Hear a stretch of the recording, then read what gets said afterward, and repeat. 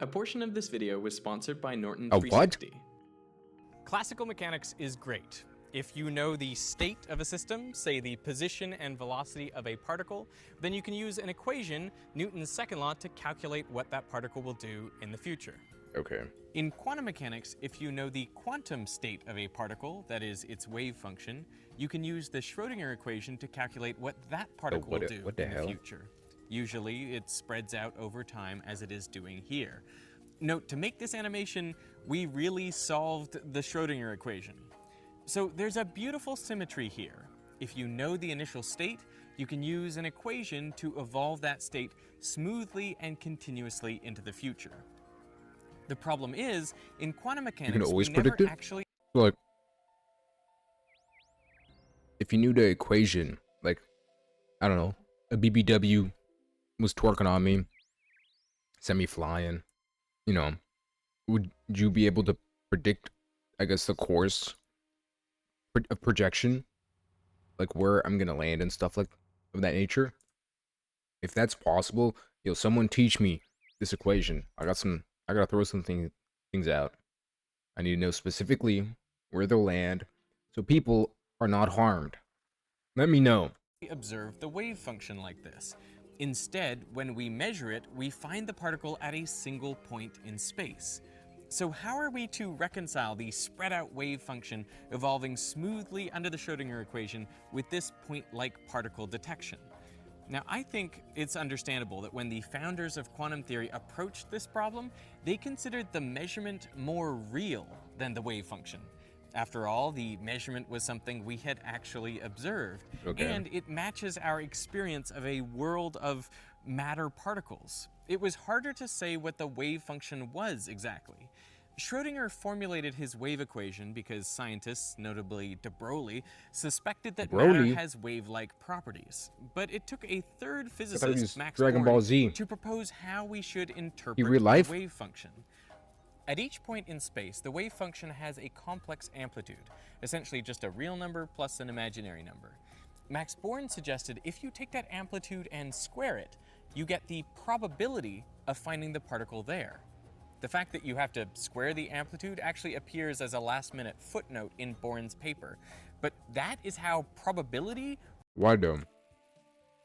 Like, was he just like, oh yeah. It was like, he Loki did just think of it last second. He was like, yeah, this makes sense for sure. I'm not making this up. This is true information. How do they even find this stuff out? Bro, it's all made up Illuminati stuff anyways, right? Like, there's no way any of this is real. Was introduced into the core of our picture of reality. That's a pretty big philosophical leap. I mean, no longer is the universe deterministic. This made a lot of scientists, especially Einstein, uncomfortable. But the Born rule, as it is now called... Bruh, I thought Einstein touched a bunch of kids. And he was living in the black and white times? This makes no sense, bruh. I'll be honest, like, they just got whoever, like, oh my god. That's probably why I did so bad on the golem fight, where I was using strength prayer, not Roxanne. That's besides the point. Einstein touched kids, and they're giving him recognition. He's the one who's uncomfortable by the theory of predicting where objects are gonna go after you throw them. You touched kids, bruh. Or was it his cousin? Remains at the heart of quantum mechanics because it is spectacularly successful at predicting the outcomes of experiments. So the way quantum mechanics came to be understood, and the way I learned it, is that there are two sets of rules. When you're not looking, the wave function simply evolves according to the Schrödinger equation. But when you are looking, when you make a measurement, the wave function collapses suddenly and irreversibly. And the probability of measuring any particular... Oh, that's right, because they act differently when observed versus not being observed? Or is that just like my tweaking? But why is that, though, the case? Outcome is given by the amplitude of the wave function associated with that outcome squared. Now, Schrödinger himself hated this formulation, which is actually why he invented the famous Schrödinger's cat thought experiment. Put a cat in a box with a radioactive atom. add a radiation detector that triggers the release of poisonous cyanide gas. Now, although it was only meant as a thought experiment, Schrödinger helpfully notes this device must be secured against direct interference by the cat. Anyway, the whole point of the experiment is to magnify the state of the atom up to the state of something macroscopic and tangible. He could have picked anything. It didn't have to be alive, but Schrödinger selected a cat. Why pick a If the atom kitty? decays, the detector detects radiation, releases the poison, and the cat dies. If the atom doesn't decay, the detector doesn't detect radiation, poison is not released, and the cat remains alive. Since the state of the cat and detector apparatus are directly tied to the state of the atom, kill the kitty? we say they are entangled. Where things get weird is that according to quantum mechanics, the state of the atom does not have to be either decayed or not decayed. Generally, it's in a superposition of both, decayed and not decayed at the same time, assuming no measurements have been made. Okay. This superposition state of the atom gets entangled with the detector, and then the cat. So after some time, the wave function of everything inside the box is in a superposition of the atom has not decayed, poison not released, cat alive state, and the atom has decayed, poison released, cat dead state. So, according to quantum mechanics, the cat really is both alive and dead at the same time.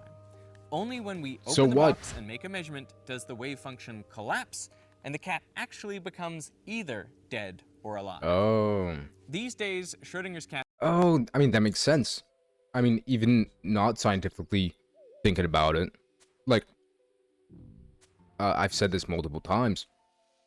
Bruh, you're the only person who exists in this world. You can't see anything else. Therefore, nothing else exists outside of your immediate perception. I don't know if that, necessarily equates to anything scientific. Or really anything, as a matter of fact. I might just be going crazy. But, yeah, maybe I am a scientist. I talk with people at the barbershop a lot of the times. We share ideas. They know, that we're all just one consciousness experiencing this world, subjectively. That's just a fact of the matter, I think. Hey, shout out Devin. Shout out Adam. Shout out myself, really, because everyone I ever talk to is just me, I guess. So, hey, letting you guys know. Or letting me know, I guess, huh? Is often used as a way to show how weird quantum mechanics is. But that wasn't Schrödinger's point. He wanted to show that quantum mechanics, as formulated, was wrong. So, taking up Schrödinger's argument in this video, I want to show that there is a better way to think about Schrödinger's cat. In fact, a better way to think about quantum mechanics entirely, that I'd argue is more logical and consistent. To get there, we have to examine the three essential components of Schrödinger's cat: superposition, entanglement, and measurement, to see if any of them is flawed. Superposition is the idea that quantum objects can be in two different states at the same time. This seems like a crazy idea and something we'd never observe, but we do indirectly with the double slit experiment. Fire individual electrons through two slits at a screen, and the pattern you see is not just the sum of electrons going separately through one slit and the other slit. It is an interference pattern. We are forced to conclude that a single electron somehow goes through one slit and the other slit simultaneously. This is superposition. Of course, it's easy to understand superposition with waves. They are spread out in space. And it's clear how the peak of a wave from one slit cancels with the trough of the wave from another slit to produce the interference pattern. So, if I am, if you see me, I suppose. Now, there's a chance that you see me maybe going into a room with a BBW. Does that mean that, I am both there with the BBW, either nothing is happening, or she's twerking on me, like she's making a bounce, So, according to this theory, or just, how stuff works, I suppose, both things are occurring simultaneously. Like, I am both getting no play and getting the best play ever. It's just the facts of the matter. I don't know what I just said. Feedback. And luckily we know that when we're not looking, electrons are represented by a wave, the wave function. The double slit experiment then is concrete evidence that this wave enables individual electrons to pass through both slits at the same time, so superposition is on solid ground. The next concept is entanglement.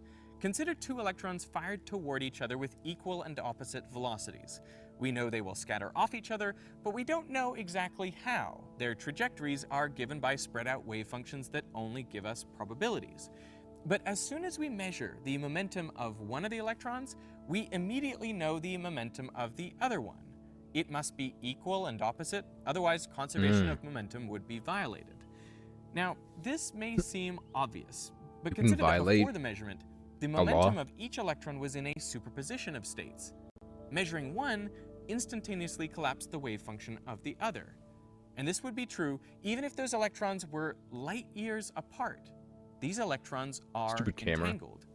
What's really going on here is that after interacting, the electrons do not have separate wave functions at all. They are described by a single wave function, and this is what it means to be entangled. This explains why measuring one immediately affects the state of the other one, because the single wave function has collapsed. In fact, if we were being rigorous, we'd have to say that there is only one wave function, the wave function of the entire universe, which includes absolutely everything. But in the case of isolated, unentangled quantum particles, we can reasonably talk about their individual wave functions. And then once they interact with something else, entanglement is the result. So what we've seen is superposition is really the same thing as describing systems with waves. And entanglement means that after particles interact, they are described by a single wave function. These are fundamental parts of quantum theory, describing systems with wave functions that evolve according to the Schrödinger equation, which leaves only measurement. Remember, the measurement postulate was added as a second set of rules to connect the mathematics of quantum mechanics to what we actually observe. But doesn't it seem weird that there should be one rule for how systems evolve when we're not looking and a different rule for when we are? Yeah. When you boil it down, measurement is just the interaction of one quantum system, electrons and photons, with another quantum system. And we know exactly how to deal with that. We simply evolve their wave functions according to the Schrödinger equation. So what if we throw out all the rules associated with measurement? Well then, in the Schrödinger's cat thought experiment, the radioactive atom in a superposition of decayed and not decayed gets entangled with the detector and in turn the cat. Now remember, we are also made of electrons and atoms which obey the laws of quantum mechanics, so we are quantum mechanical too. So when we open the box, there is no measurement, no wave function collapse. We simply get entangled with the state of everything inside the box. So we see the cat alive and we see the cat dead. Okay. How is that possible? I'm guessing you've never seen... So I'm assuming that since, you know, we have to follow the same laws because we are just matter at that point, I guess. We have to, like, I suppose this is where the whole parallel universe thing comes into play. Because I guess they can't exist at the same time, can they?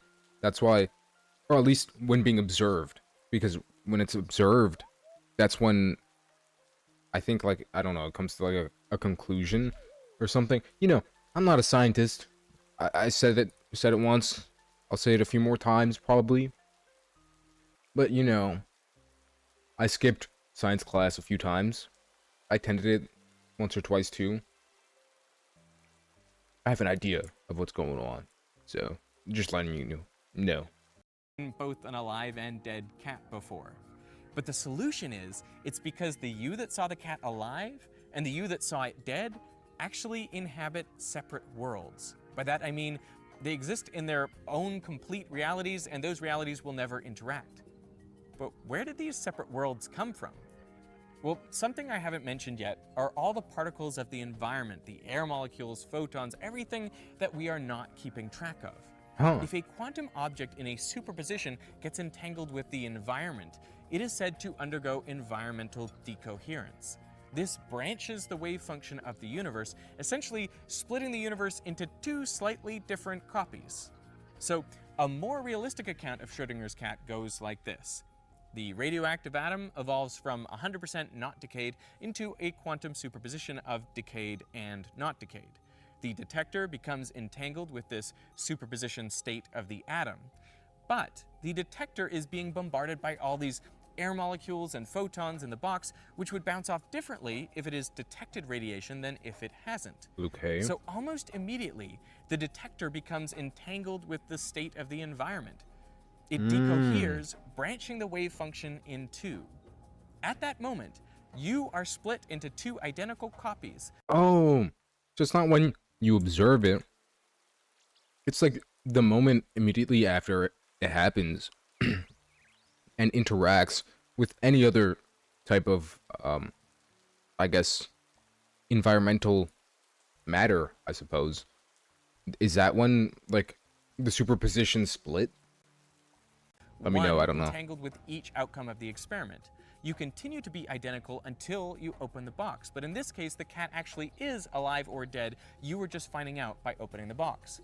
What we are unaware of is that the other outcome also happened, just to someone who is not you anymore. I mean, both observers came from you, but they are no longer you, and they're no longer identical to each other. This interpretation of quantum mechanics is called many worlds, and it was formulated by Hugh Everett. And if it's true, the branching of the wave function is happening all the time, so frequently, in fact, that the rate may well be infinite. Creating infinite, subtly different worlds all the time may sound implausible, to put it mildly, but consider that all those worlds are naturally part of the mathematics of quantum mechanics. Many worlds just takes them seriously. To get rid of them requires something like the collapse of the wave function. And the point is, our experience of reality would be the same in the many worlds picture as it is if the wave function collapses. But the formalism is so much cleaner and more elegant. All we have are wave functions that evolve under the Schrödinger equation. The implication is that the founders of quantum theory may have got it exactly backwards. The wave function is the complete picture of reality, and our measurement is just a tiny fraction of it, the part we become entangled with when we interact with a quantum object in a superposition. Bruh, that is crazy. I mean, to be fair, like, I'll be honest, bruh. I'm glad that when that happens, you know, your consciousness, technically you don't have to experience any of those infinite realities. Hey, I'm struggling enough as it is, you know, existing now by myself. And now, apparently, like, probably like every single decision I make creates a new version of me that is no longer me. That's like scary to think about, bruh. But I mean, to be fair, we are all just one consciousness, you know? So that actually makes sense. Everyone that ever was and will be is just a result of, you know, the entanglement of the superposition of, like, ourselves, I guess, right? Let me know in the comments down below, myself.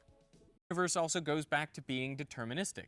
Every outcome happens 100% of the time. It only doesn't look that way to us because we only experience our tiny sliver of the multiverse. Now, I imagine that a lot of you have questions and possibly objections to this, so I went to the expert. Hell no, this is true. Hello. How are you? Come on in. Okay, so I wanted to make this video about That many guy's worlds, not an but I expert was of concerned anything, I was gonna bruh. screw it up. So I've come here to meet Caltech professor Sean Carroll, who has literally written the book on many worlds. Here's the book, Something Deeply Hidden, available wherever books are available. Let's I'm ask probably gonna read probably the common sort of YouTube questions, Yeah. the Good. arguments against this. Yes. You know what the first Maybe one is? how many worlds are there? No, the first one is energy The energy. conservation. How is energy conserved is completely clear in the math. The energy of the whole wave function is 100% super duper conserved.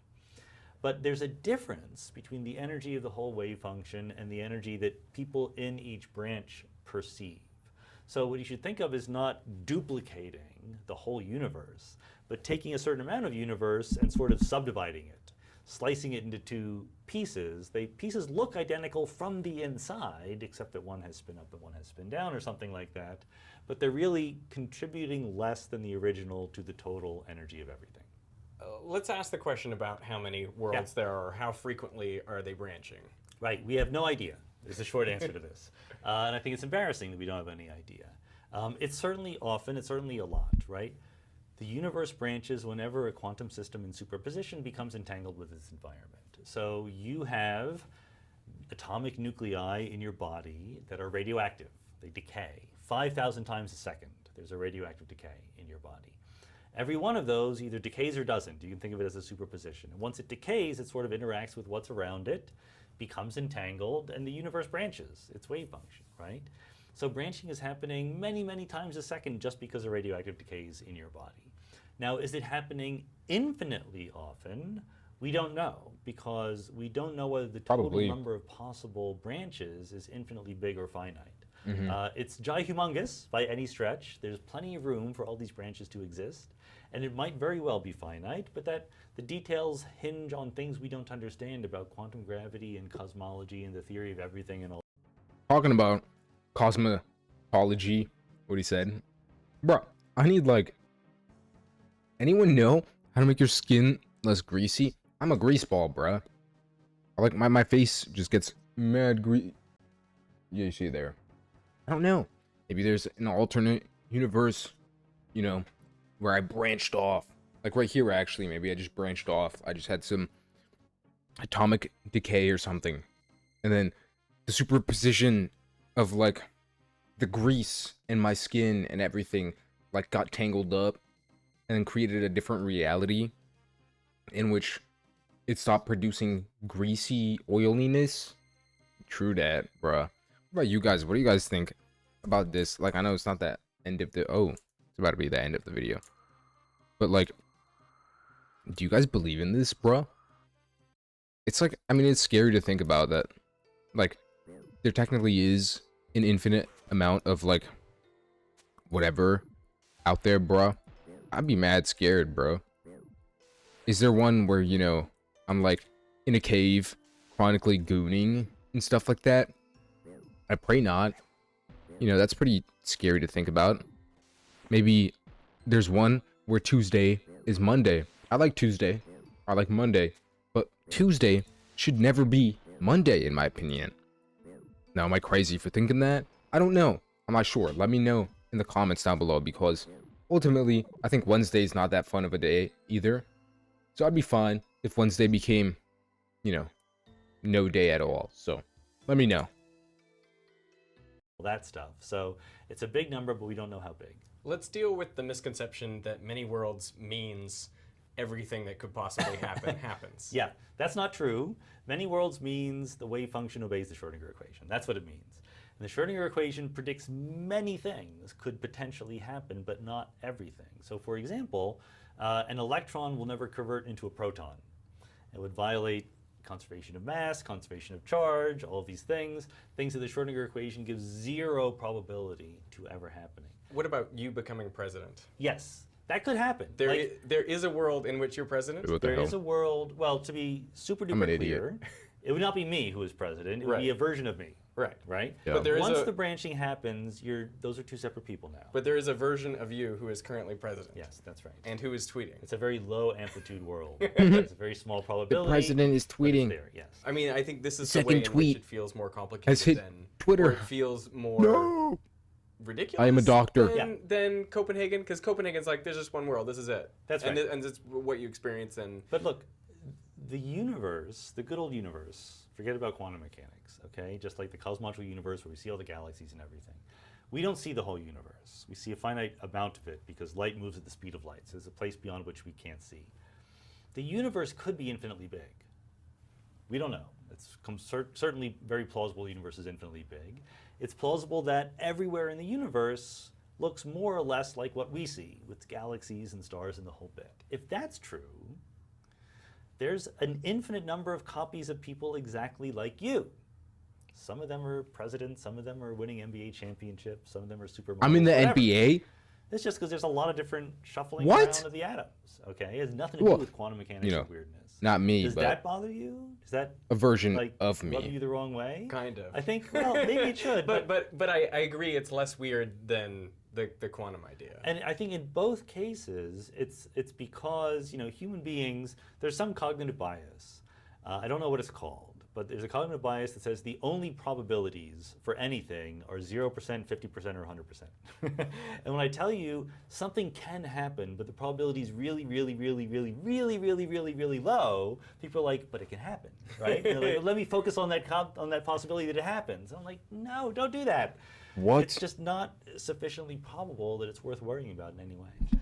When the world branches here, does it branch instantly far away?